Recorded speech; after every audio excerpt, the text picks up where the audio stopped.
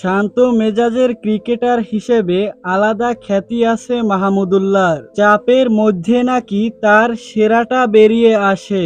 অনেকবারই তেমন পারফরমেন্স দেখা গেছে মাহমুদুল্লাহর ব্যাটে।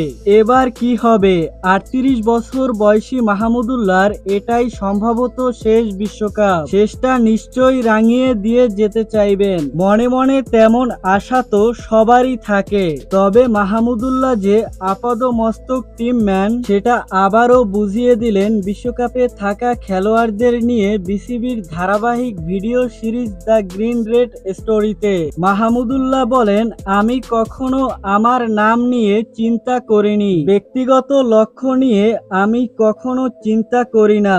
দলের লক্ষ্য যদি অর্জন হয় সেটাই আমার জন্য অনেক খুশি। ডালাসে ৮ জুন শ্রীলঙ্কার বিপক্ষে মুখোমুখি হয়ে টি-20 বিশ্বকাপের অভিযান শুরু করবে বাংলাদেশ দল। মাহমুদুল্লাহ নাজমুল হোসেন এখন এই ম্যাচেরই প্রস্তুতি নিচ্ছেন। এবার টি-20 বিশ্বকাপে ভালো করার আশাই করছেন মাহমুদুল্লাহ। সুযোগ তো আমাদের সব সময় থাকে, চেষ্টারও আমাদের কোনো কমতি থাকে না।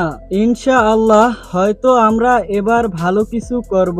বাংলাদেশের সমর্থকদের নিয়ে মাহমুদুল্লাহ বলেন, আমাদের দর্শকরা অনেক আবেগপ্রবণ, অনেক অনুভূতি নিয়ে উনারা খেলা দেখেন।